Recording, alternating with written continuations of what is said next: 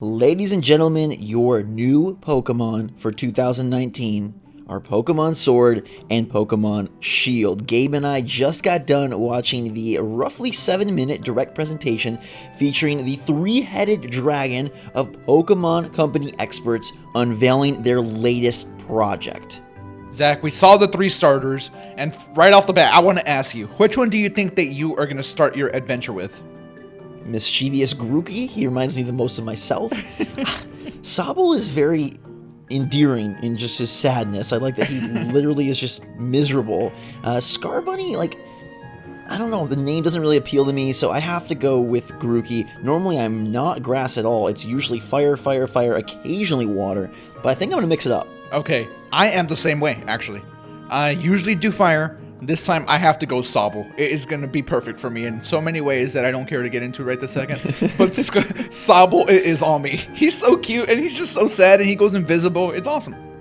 Let us know in the comments down below which starter you are most likely going to pick when Sword and Shield release in late 2019. Okay, so what did you think? We were hoping for something bold and different and new. Was it bold? Was it different enough? It looks different to me, at least. I'm a little perturbed that the character design is very similar to Let's Go, but the world looks super different to me. I don't know if it's the shaders that they're using. It has a different look. I know maybe you're not as big a fan of the look as I am, but I think it looks cool. It's way better than I expected. I like the way that the camera is a little bit more out and open in some of these areas, and some of the areas seem to be open. You're going to be seeing the gameplay throughout here. Some of it looks like it's very expansive, and the map itself for the Galar region seems has some good variety to it as well. There's mountains, there's mines, there's snow areas, and there's been variety in Pokemon before. I'm not trying to say there isn't, but with this art style, it's way easier for them to make everything seem extremely different. Yeah, we'll get into the specifics a little later. My first blush response to the art and the look is it's a little bit more anime / drawn than I would have liked. I was hoping for something a little bit cleaner and more, I guess, just more like Unreal Engine 4 looking. It still looks very good. I think that they have a very inspired style. I think that it does look dramatically different than Let's Go. I get what you were saying about the characters sort of retain some similar features, but these are much more akin to the drawings we would see for Pokemon trainers than they are Let's Go. Let's Go, if you look at them side by side, Let's Go has much more exaggerated features, much more sort of almost a chibi look to the characters, and they're just here they're far more proportioned and as I said, far more anime styled. I think you're right though. The world itself, the fact that they did expand, that was the hope, that was the want for me, is that they would go big on something, whether it was really insane on the art, really insane on the combat, and obviously we don't know the details of the mechanics, but that all looks pretty standard thus far. The world is where they chose to really expand, and your exploration of a much, much, much more open, at least in appearance, area, the Galar region, it looks awesome. My favorite scene from the whole trailer is inside those gem-filled mines. It reminds me so much, I just wrote it yesterday, of the Seven Dwarfs Mine Train at Magic Kingdom, if anyone's been on that ride at Disney World. Very, very reminiscent, but I do love the breath of the wildization of the world, if you will. Yeah, there's definitely a little bit of that in there, and I am glad that it doesn't look exactly like Let's Go. That was a fear of mine, that it wasn't going to be too similar to things we've seen before, and this is different enough, so I'm totally happy with the visual art style of it. Yeah, I love how there's a lot of depth, there's a lot of layered looks and shots, and it's hard to tell, exactly how it's all going to play out. One thing I mentioned to you while we were watching is okay, are these paths just giving you the illusion that there's many different ways to go, and it's going to end up being just oh, you have to pass by this trainer, and you have to pass by this trainer? Or is it really as open as some of those areas look? Now, I will call out the fact that the other elements, they look very standard. Granted, we didn't see any actual gameplay shots, or at least any full UI shots of combat or any of that sort, but I was surprised to see what appeared to be a random encounter within the grass. Yes, random encounters do appear to be a thing. I think that's specifically why they showed us that. A Pikachu appears out of nowhere just to let you know, hey, Pokemon that you've loved before are definitely going to be in here. And, we see a lot of other Pokemon that have been in the series before as well. So, that's going to be cool. I'm a little bit bummed that they didn't show too many new Pokemon. Yeah, like they said, hey, there's gonna be a ton of Yeah. new Pokemon, but they didn't get into like showcasing any of the cool ones. I really want to know what the evolutions for the starters look like. There's still so much to be revealed, and I'm excited for that like drip of information. The game's coming in late 2019. We presume it's November, but yeah. I was gonna ask you, how do you feel about the name Sword and Shield? It's not King and Queen like we were speculating and the rumors were saying. What do you think? Well, it seems like they got it pretty close to correct on the region itself, but the names, I'm not the biggest fan of. I think it's a little awkward to be like, hey, I'll take Pokemon Shield. I don't know. I think you're Placing making it random- awkward. I don't think it's anywhere near as awkward as you're making it.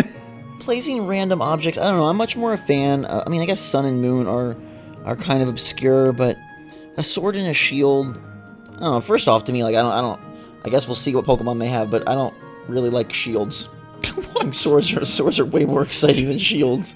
I don't know if anyone else feels. I don't like feels that shields. way. It's one of I my just think- favorite I think quotes from you ever. I think shields are kind of boring. I think like, oh, hold up this big old hunk of wood. Wait until you're in a good combat way to one go. day and you have no protection. See how much you like That- shields. that's then. that's a good way to go. No, I mean, at the end of the day, the names mean almost nothing. It's Yeah. much more about the content within. It's hard though because so much is yet to be revealed. This is probably the best way that they could have gone about teasing it. I was very happy that they right off the bat showed us something. You know, they did do the little montage as kind of we and everyone else predicted of like, here's all these past Pokemon adventures. Welcome to the new thing. But I was so glad that that ended up being the focus of the presentation, as well as the three starters. But they didn't just, you know, like drag you along. I thought the second half of the presentation was a little slow, and while nice to hear from three different employees, three different executives over there, or three different, I guess, heads of development, rather, I don't know, that part was kind of a little bit like, okay, well, like, just show us more of the sweet game, but I am glad that we got at least the starters. I am glad that the world is brand new, and I guess now, like, what is your expectation or hype level going forward?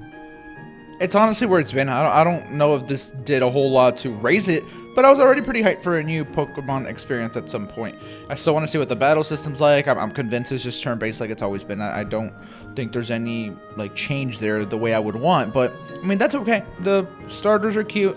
The world looks cool, and I'm excited to dive back in. Remember, I haven't played a core Pokemon game in a very long time. Let's Go was my foray back into Pokemon, so I'm still excited. I want to see what these new Pokemon are going to be, and even some Pokemon that are not new are going to be new to me. So yeah, my excitement's still pretty up there.